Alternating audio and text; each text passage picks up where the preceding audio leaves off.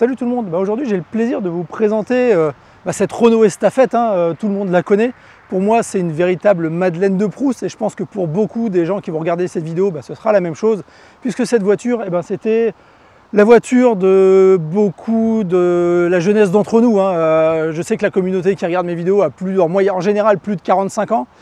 Et tout le monde a connu ça. À côté de chez lui, c'était la voiture de l'artisan, c'était la voiture du boulanger qui venait livrer le pain, c'était la voiture du marchand de glace avec sa petite musique qu'on entendait dès le bout de la rue et on était content d'avoir notre petite pièce de 2 francs pour aller chercher notre petite glace à l'eau. Eh bien, pour moi, cette Madeleine de Proust, c'était la voiture de mon parrain qui était artisan dans le bâtiment et qui en avait une, alors qui n'était pas de cette couleur-là, mais cette livrée assistance course Renault Compétition, on y reviendra un peu plus tard.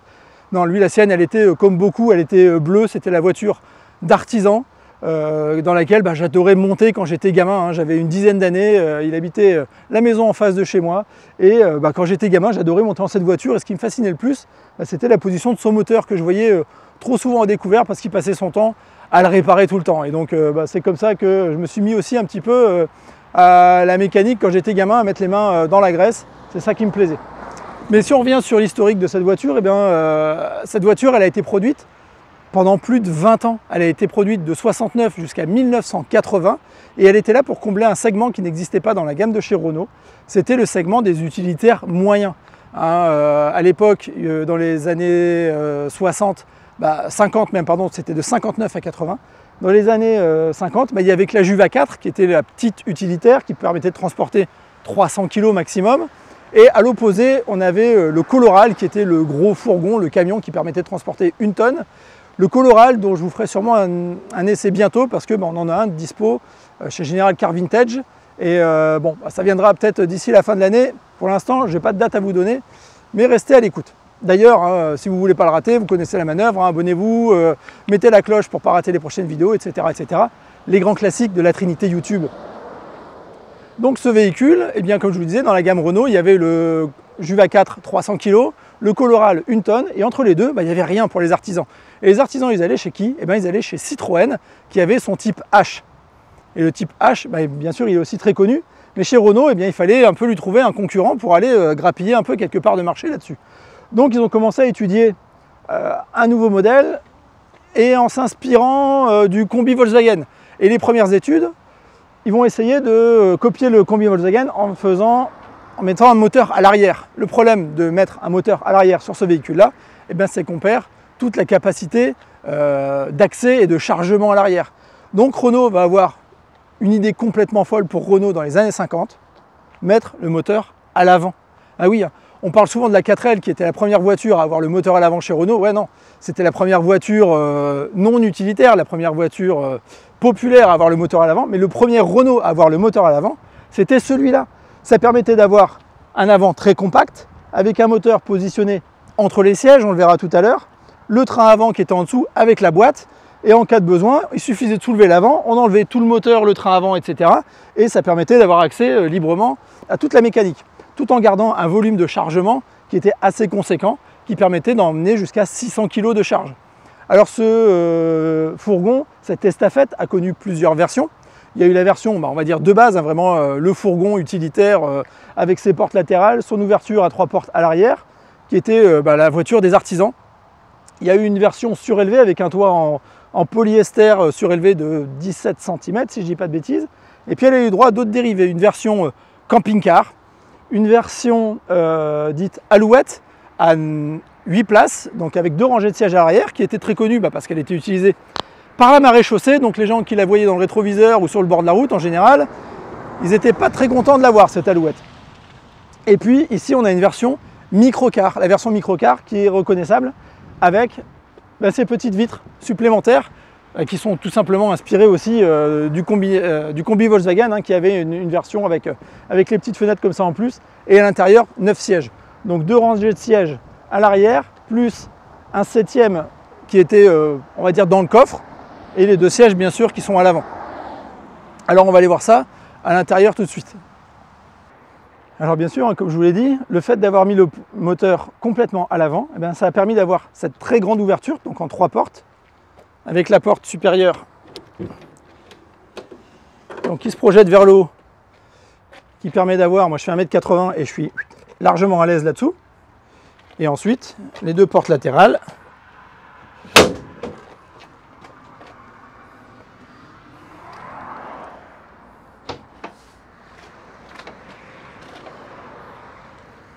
Qui permettait d'avoir un volume de chargement très conséquent et surtout une grande facilité d'accès à bord. On n'était pas gêné comme dans le Volkswagen Combi par le moteur qui prenait la place, même si c'était un flat 4, ça prenait quand même suffisamment de place pour avoir un seuil de chargement beaucoup trop haut et donc qui n'était pas très pratique pour une utilitaire adaptée aux artisans.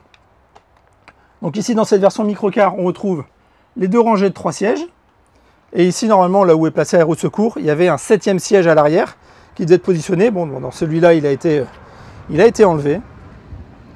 Mais surtout, ça permettait d'avoir déjà une certaine modularité. On retrouvait vraiment ce qu'on a aujourd'hui dans n'importe quel véhicule de transport 9 places.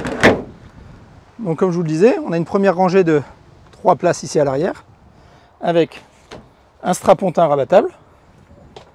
Voilà. Bon, on est bien sûr toujours avec un cendrier à l'arrière. La deuxième rangée de sièges ici, avec encore, cette fois-ci, le strapontin rabattable. Ne me demandez pas pourquoi, dans l'autre sens. Peut-être pour garder la place avec le passage de roue à l'arrière pour garder dans l'alignement. Encore un cendrier ici.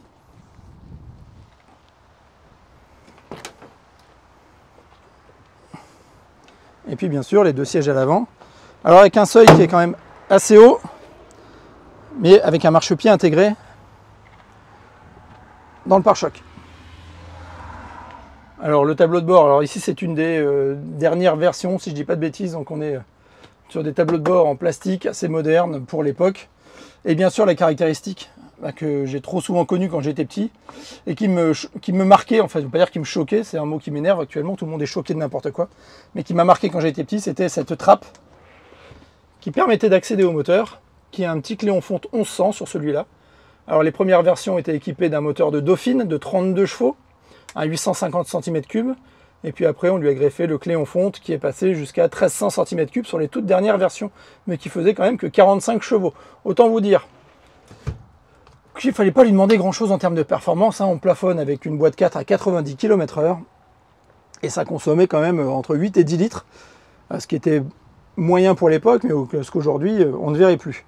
Et surtout cette version fourgon estafette Renault n'a jamais été équipée d'un moteur diesel, ce qui lui a valu quand même de se faire prendre des parts de marché au début des années 80, fin des années 70, par les fourgons, les J7 de chez Peugeot qui eux étaient équipés d'un moteur diesel.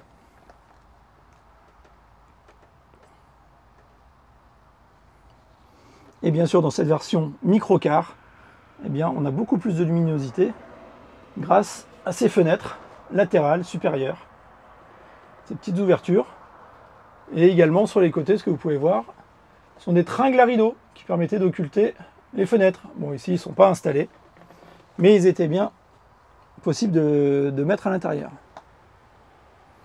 Et enfin, dernière particularité, on va changer de côté de cette voiture.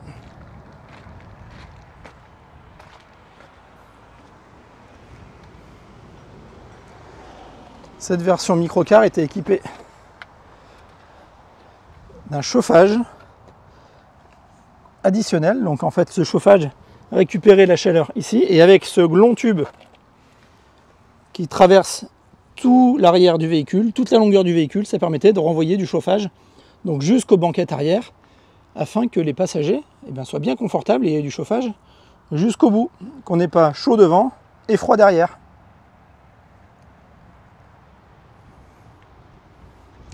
Bon écoutez, maintenant qu'on a fait le tour, ce que je vous propose, c'est d'aller faire un petit tour à bord pour voir comment ça se comporte.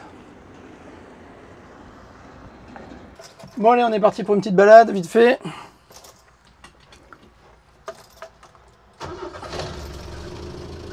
On va mettre un petit peu de starter, parce qu'elle est froide. Et puis c'est parti.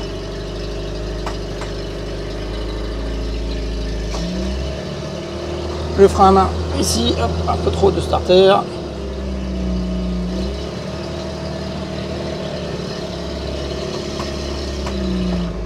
Alors, pas direction assistée, forcément, on se fait des bras là-dessus.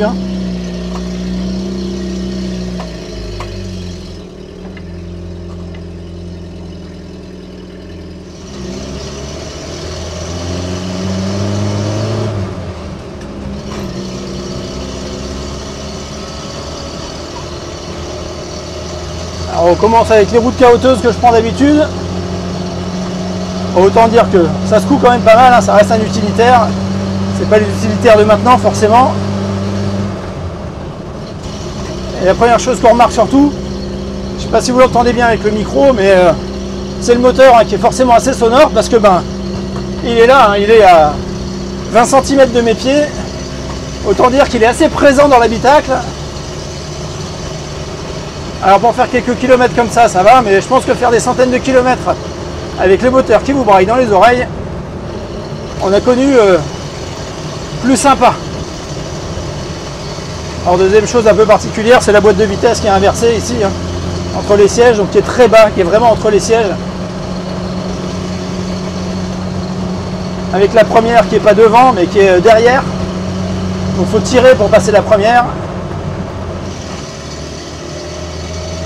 Et puis surtout une chose, alors moi c'est mon 1m80 qui fait ça, pourtant je suis pas immense, 1m80 c'est pas non plus catastrophe, mais la grande mode à cette époque-là, alors il y a ça sur celui-là parce que c'est une version assistance de course, mais c'était aussi la mode dans les années 70 de mettre ces bandeaux. Je vous ai dit, moi ce véhicule-là c'était le véhicule de mon oncle, de mon parrain, et lui il avait marqué le dinosaure à l'avant. Alors c'est très bien, mais je sais pas comment il faisait pour conduire, parce que mon parrain est plus grand que moi, il fait pas loin d'1m85, et là avec ce bandeau à l'avant, eh ben, je suis obligé de me tenir comme ça. Parce que si je me tiens droit, ben, je vois 5 mètres devant moi et je vois pas la route. Donc ça c'est un petit peu lourdingue parce que ben, je suis obligé de me tenir pour avoir une bonne visibilité complètement penché. Et finalement au niveau amortissement, quand on prend les dodanes, comme il y en a partout maintenant, ça reste assez souple, ça tabasse pas.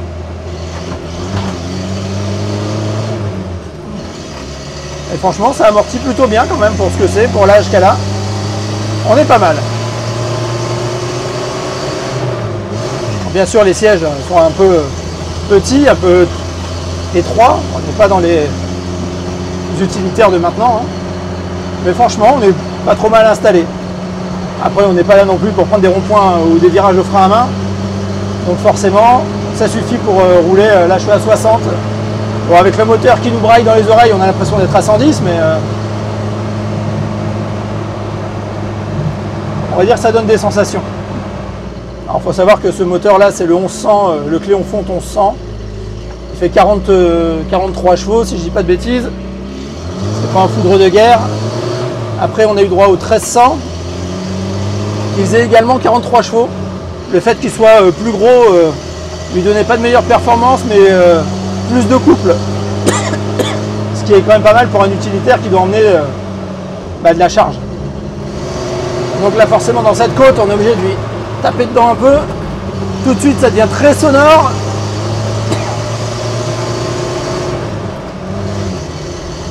Et même si j'ai pas mis le chauffage, d'avoir le moteur là entre les jambes, je peux vous dire que j'ai pas froid quand même. Par contre au niveau précision tenue de route, là il faut faire attention hein, parce que franchement depuis tout à l'heure ça m'embarque, ça s'ouvre. J'ai l'impression que le camion il fait presque un peu ce qu'il veut. On va y aller doucement dans le S ici là. Quand je l'avais pris avec la Turbo 2 c'était beaucoup plus facile. Par contre niveau rayon de braquage, regardez ça. Alors, on va lui enlever encore du starter. Et ça tourne sur place. Ça, c'est vraiment très appréciable pour ce genre de véhicule. J'ai eu l'impression de tourner en pivot sur la roue arrière gauche. Alors tout à l'heure, je vous parlais un peu de cette livrée Alpine, Renault, assistance de course, etc. Vous l'avez compris, hein, c'est pas une livrée originale, c'est le propriétaire, l'ancien propriétaire plutôt qui l'a peint de cette couleur là, puisque bien sûr il n'y a pas eu d'assistance alpine de course en version microcar 9 places. Donc c'est plus une évocation ou un hommage qu'à quelque chose de vraiment précis et historique. Par contre, c'est là où je veux en venir, c'est que ce véhicule, eh bien demain, il va partir pour une course de côte comme véhicule d'assistance, donc avec sa remorque. Et la Dauphine Bombardier que vous avez déjà vue sur la chaîne, la Dauphine du propriétaire de chez General Car Vintage, qui va faire donc demain la montée historique de Charnisay. L'occasion pour moi de les accompagner et puis de vous faire une petite vidéo complémentaire pour suivre un peu les aventures de cette estafette Alpine Assistance sur une épreuve de course de côte. Alors c'est sûr que bleu comme ça avec sa livrée Renault Assistance, on aurait presque aimé la voir avec une R8 Gordini à l'arrière ou une petite 4 chevaux de course. Mais bon, la Dauphine Bombardier, ça reste une Renault. Et on va aller se faire plaisir demain sur cette course de côte. Donc ratez pas la suite, ce serait dommage de s'en priver. En tout cas, moi pour l'instant, je vais ramener tout ça au garage. Et je vous dis, ne ratez pas la suite, on se retrouve bientôt à la course de côte de Charnisay. Ciao!